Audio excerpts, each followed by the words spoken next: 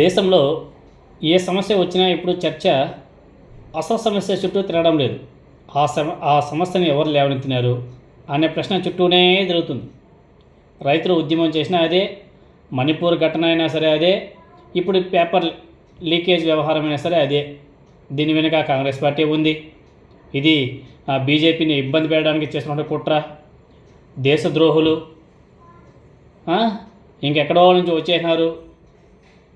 వచ్చేసి ప్రభుత్వాన్ని అబాసుపాలు చేయడానికి వచ్చేశారు. ఇదంతా కూడా ప్రతిపక్షాల కుట్ర,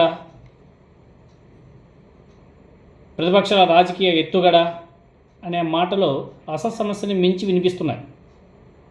ఇవి ఎక్కువ వినబడుతున్నాయి. అసలు సమస్య ఏముంది, ఆ సమస్యగా పరిష్కారం ఏం కనిపెట్టారు ప్రభుత్వాలు అనేసి ఒకసారి ఆలోచన చేస్తే ఏమీ లేదు.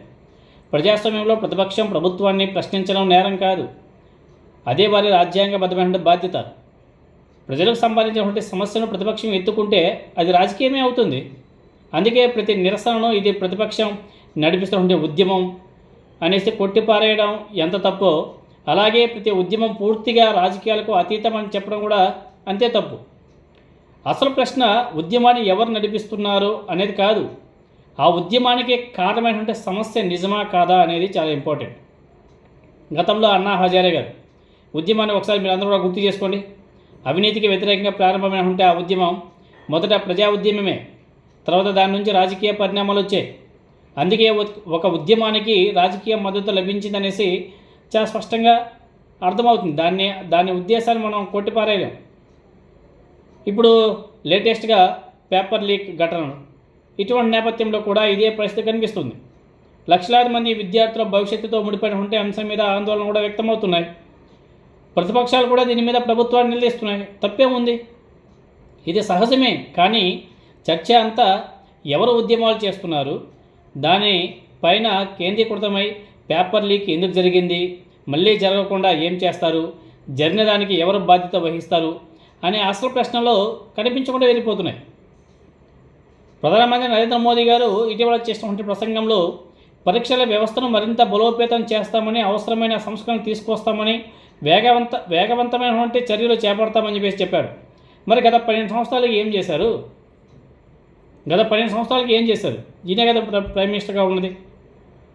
సరే పోనీ, ఇప్పుడైతే సంస్కరణలు అవసరమే, ఆయన అన్నట్టు అవసరమే, వాటిని ఎవరు వ్యతిరేకించరు. కానీ ప్రజలు అడుగుతున్నటువంటి ప్రశ్న మాత్రం వేరు కదా. భవిష్యత్తులో వ్యవస్థను మెరుగుపరచడం ఒక బాధ్యత, దాన్ని ఎవరు కూడా కాదనరు. కానీ ఇప్పటికే జరిగినటువంటి లోపాల మీద ప్రజలకు సమాధానం చెప్పడం మరో బాధ్యత కదా ప్రభుత్వానికి. ఈ రెండింటినీ కలిపి చూడకూడదు కదా. మరెందుకు ప్రభుత్వాలు అలా వ్యవహరిస్తున్నాయి? ప్రతి ఘటన తర్వాత దర్యాప్తు జరుగుతుంది, చట్టం తన పని తాను చేస్తుంది, కోర్టులు నిర్ణయాలు కూడా తీసుకుంటాయి అనే సమాధానాలు చాలా స్పష్టంగా వినబడుతూ ఉంటాయి. అవి అవసరమే. కానీ ప్రజాస్వామ్యంలో రాజకీయ జవాబుదారీతనాన్ని పూర్తిగా న్యాయ వ్యవస్థ మీదకి నెట్టివేయలేం కదా. కోర్టులో చట్టపరం ఉంటే అంశాలు నిర్ణయిస్తాయి, కానీ ప్రజల విశ్వాసాన్ని తిరిగి గెలుచుకోవాల్సింది రాజకీయ నాయకత్వమే కదా, రాజకీయ పార్టీలే కదా. ఇటీవల నిరసనలో పోలీసులు వ్యవహరించినటువంటి తీరు, ఆ వ్యవహార శైలి మీద కూడా ప్రశ్నలు తలెత్తుతున్నాయి. చట్టాన్ని ఉల్లంఘించిన వారి మీద చర్యలు తీసుకోవడం పోలీసుల బాధ్యతే. కానీ శాంతియుతంగా తమ ఆవేదన వ్యక్తం చేస్తున్నటువంటి వాళ్ళ మీద అవసరానికి మించినటువంటి బలప్రయోగం జరిగిందనే విమర్శలు కూడా గట్టిగా వినబడుతున్నాయి కదా. వాటిని అదే తీవ్రతతో పరిశీలించాల్సిన అవసరం కూడా ఉంది కదా. ప్రజాస్వామ్యంలో నిరసనకు సమాధానం సంభాషణ కావాలి, సాధ్యమైనంత వరకు లాఠీ కాదు. మరోవైపు ప్రతి సమస్యకు కోర్టుకి వెళ్ళండి అనే సమాధానం కూడా సరిపోదు. కోర్టులు చివరికి తీర్పు చెప్పవచ్చు, కానీ ఆ తీర్పు వచ్చేలోపే గడిచిన సంవత్సరాలు ప్రజల్లో న్యాయ వ్యవస్థ మీద విశ్వాసాన్ని క్రమంగా దెబ్బతీస్తున్నాయనే ఆందోళన కూడా వ్యక్తమవుతుంది కదా.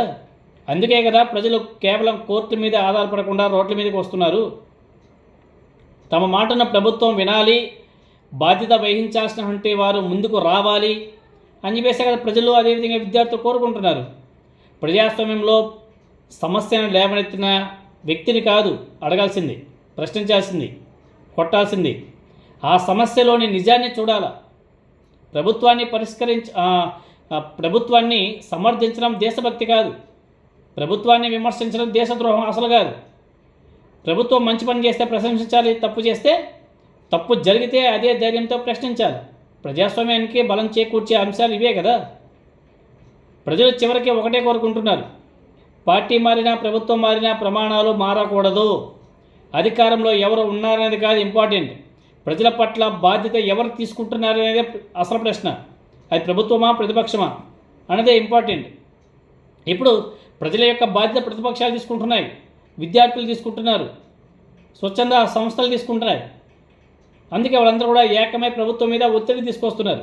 దానికి సమాధానం చెప్పాల్సింది పోయి ఆ విద్యార్థుల మీద, ఆ సామాజిక వేత్తల మీద లాఠీ చార్జ్ చేయడం, వాళ్ళ మీద టియర్ గ్యాస్ అప్లై చేయడం, అరెస్ట్ చేయడం. మళ్ళీ ఈరోజు ఏదో కొత్తగా కేంద్ర ప్రభుత్వం ఏదో రిలీజ్ చేసింది, 12 రోజుల నుంచి 12 సంవత్సరాల వరకు తీసుకెళ్ళి బొక్కలో పెట్టండి అనేసి. అంటే ఇవన్నీ కూడా ప్రశ్నించే వాళ్ళని అణచివేయడమే కదా. ఇది కరెక్టేనా? ఇప్పుడు ఇది జస్ట్ మొదలైంది, ఇది దేశవ్యాప్తంగా వ్యాపిస్తుంది. ఇది పద్ధతి కాదు. మోదీ గారి చేతిలో ఒకటే ఒకటి, ఆ విద్యాశాఖ మంత్రిని రిజైన్ చేయించడమే ఆయన చేతిలో ఉన్నది. సింపుల్. ఆయన రాజీనామా చేసి వెళ్ళిపోతే వాళ్ళు కూడా ఎవరికి వాళ్ళు వెళ్ళిపోతారు. కానీ ఇక్కడ మ్యాటర్ని సీరియస్ చేస్తుంది ప్రభుత్వాలే, విద్యార్థులు కాదు. అక్కడ ఉద్యమిస్తున్నటువంటి విద్యార్థులు కూడా కాదు. పరిస్థితిని జటిలం చేస్తున్నది కేంద్ర ప్రభుత్వమే, మోదీ గారు, అదేవిధంగా వాళ్ళ క్యాబినెట్టే. మరి ఎందుకో వాళ్ళకి అంత ఆనందంగా ఉందో మనకైతే అర్థం కావడం లేదు. చూద్దాం దీని మీద మళ్ళీ ఈ కాక్రోచ్ ఏ విధంగా స్పందిస్తుంది, ఏ విధంగా ముందుకు వెళ్తారు. అన్నా హజారే గారు కూడా విద్యార్థులుగా సంఘీభావంగా మహారాష్ట్రలో ఆయన కూడా ఏదో దీక్ష చేపట్టినట్టుగా తెలుస్తుంది. అదేవిధంగా జాడా శ్రవణ్ కుమార్ గారు కూడా ఈరోజు వచ్చాడు, చాలా అనర్గళంగా మాట్లాడాడు. సో ముందు చాలామంది వచ్చే అవకాశాలు కూడా చాలా స్పష్టంగా కనబడుతున్నాయి.